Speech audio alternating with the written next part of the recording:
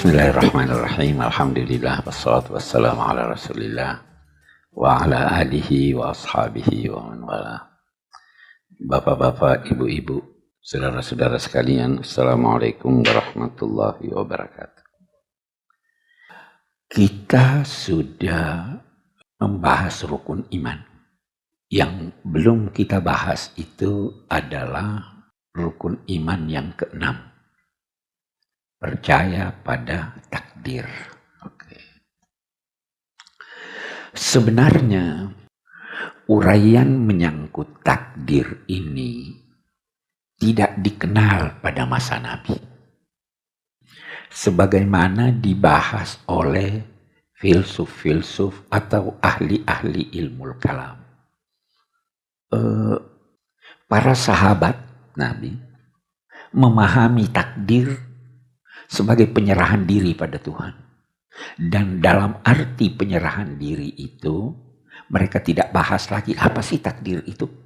Ada satu contoh yang paling bagus, itu antara lain diperagakan oleh Sayyidina Umar. Sayyidina Umar tidak senang orang bicara takdir. Sebenarnya masa Nabi orang tidak bicara, masa Sayyidina Abu Bakar orang tidak bicara, pertengahan masa Sayyidina Umar sudah ada yang bicara takdir. Siapa yang bicara takdir di hadapan Sayyidina Umar? Sayyidina Umar marah, bahkan kalau perlu dia cambuk. Ini persoalan tidak perlu dibahas. Itu sikap Sayyidina Umar. Beliau memahami bahwa yang penting kita berusaha. Yang penting kita berusaha. Tidak usah bahas ini terpaksa atau tidak terpaksa. Yang penting kita berusaha. Karena itu sangat populer. Sewaktu ada wabah, beliau akan ke Syam, ke Damaskus. Beliau batalkan. Tidak jadi. Sahabat Nabi yang lain, Abu Ubaidah Ibnul Jarrah, seorang panglima perang yang pandai mengatur siasat. Waktu itu bertanya, kamu lari dari takdir, wahai Umar. Dia katakan, saya lari dari takdir menuju takdir yang lain. Nah, tetapi waktu beliau terbunuh, ditikam, beliau berkata, wa kana qadarullahi qadaran maqdura. Yang ditakdirkan Allah itu tidak bisa kita mengelak darinya. Coba lihat ya, itu yang dinamai oleh ulama-ulama sikap berserah diri pada Allah. Berusaha, dan setelah ada hasil, ya ini sudah takdirnya Tuhan. Jadi, saya ingin beri gambaran, Nabi dan sahabat-sahabat beliau itu tidak berbicara tentang takdir dalam arti tidak menjelaskannya, tidak mendiskusikannya dengan cara pendiskusian ulama-ulama al-kalam, para teolog.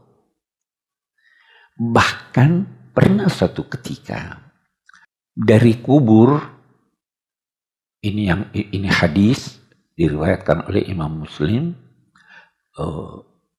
bersumber dari Sayyidina Ali.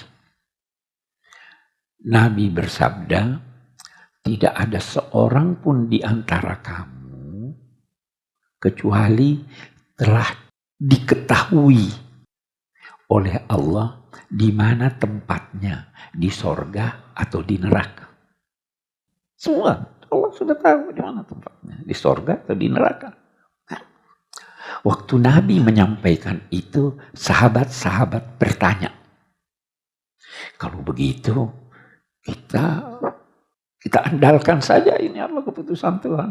Semua kan sudah ditentukan.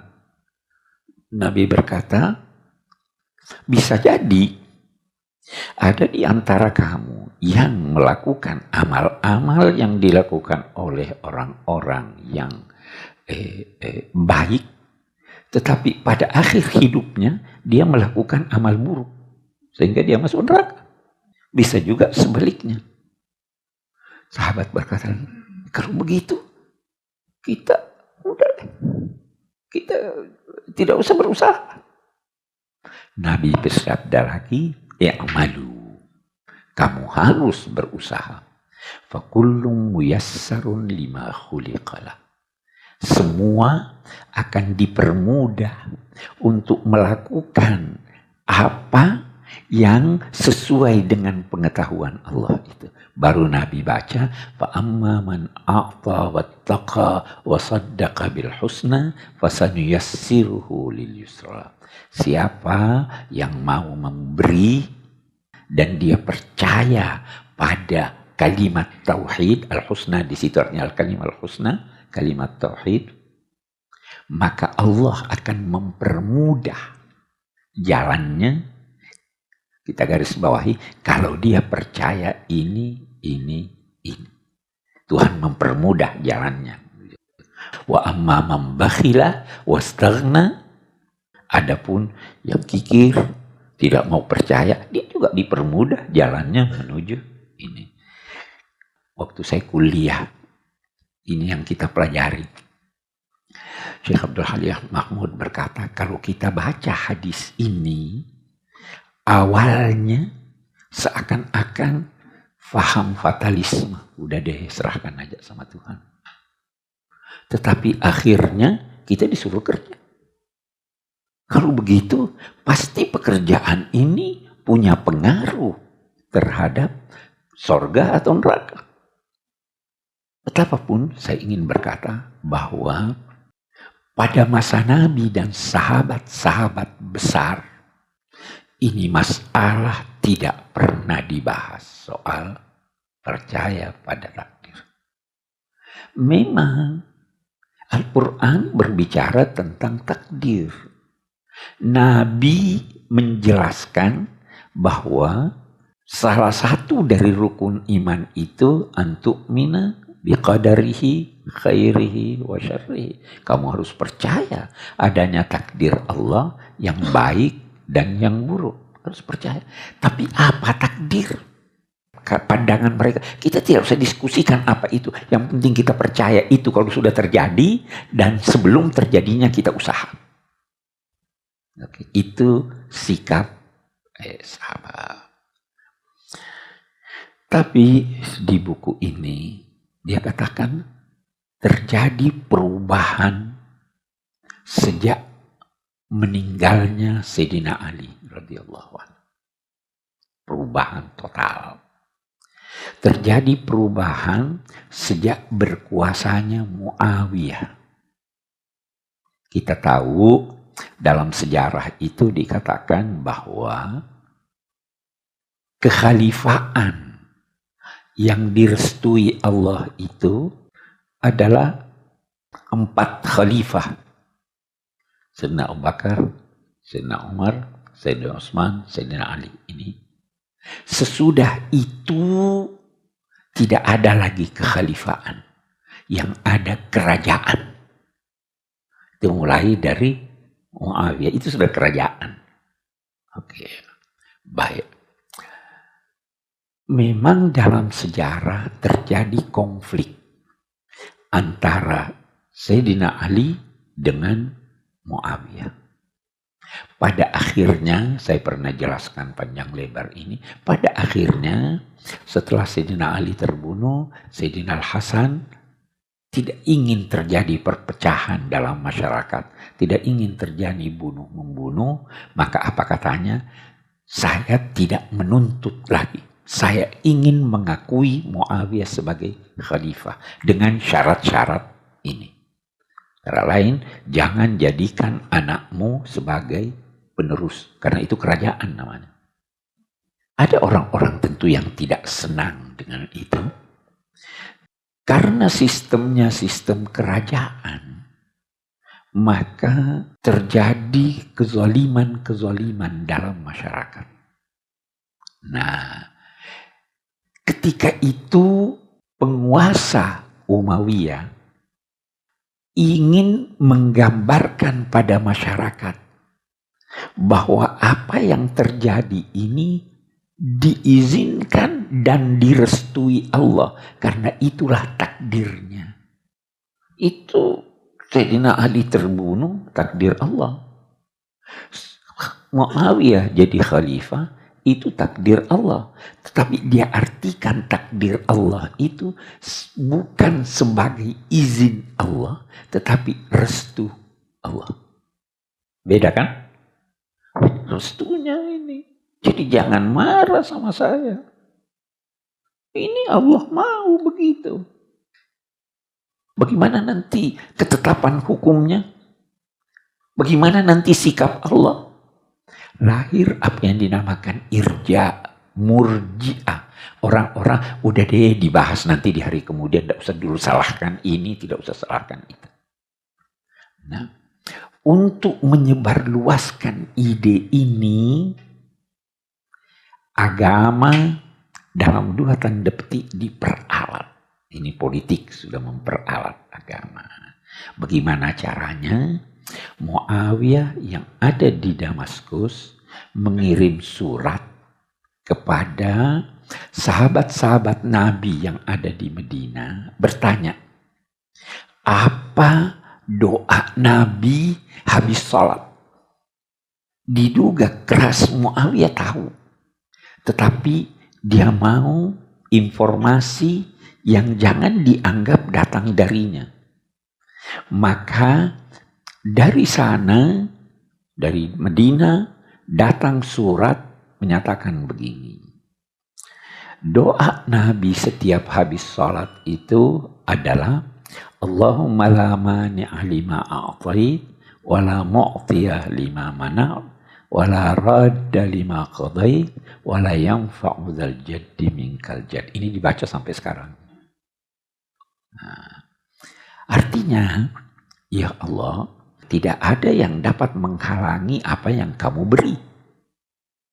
Dan tidak ada yang dapat memberi apa yang kamu halangi. Tidak berguna upaya orang-orang yang bersungguh-sungguh kalau kamu tidak restui. Oke. Ini disebarkan tujuannya, itu kehendak Allah memberi saya kekuasaan. Jangan salahkan saya. Ini disebarluaskan di masyarakat.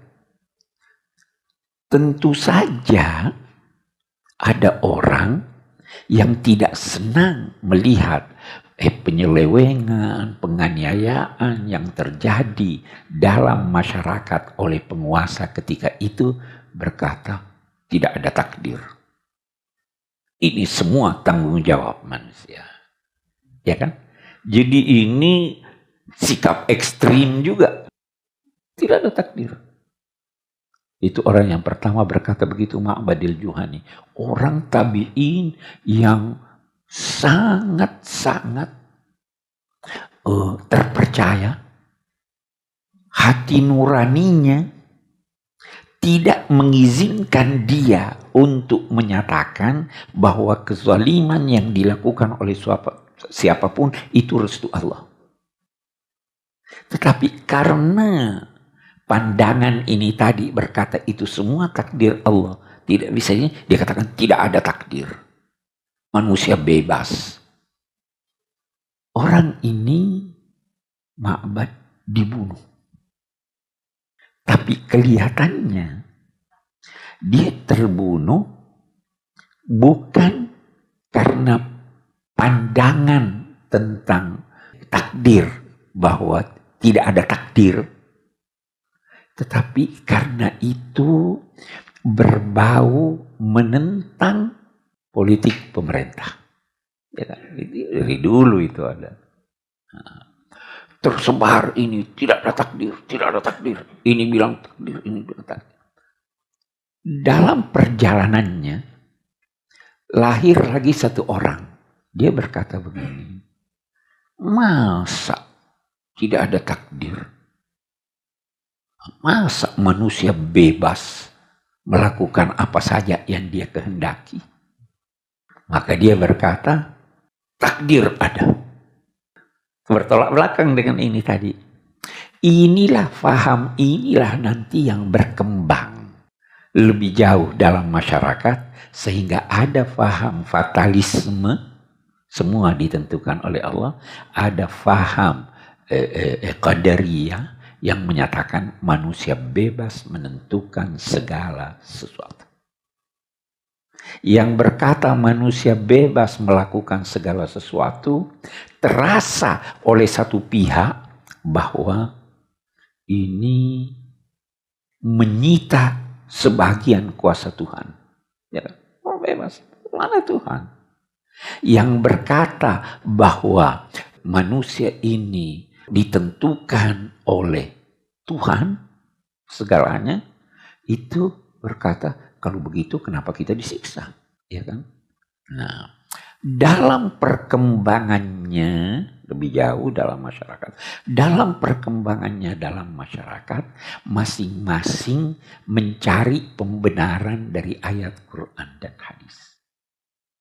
Yang berkata bebas, manusia bebas, itu misalnya berpegang man syaa falyu'min wa man syaa falyakfur. Siapa mau beriman silahkan beriman, siapa yang mau kafir silahkan kafir.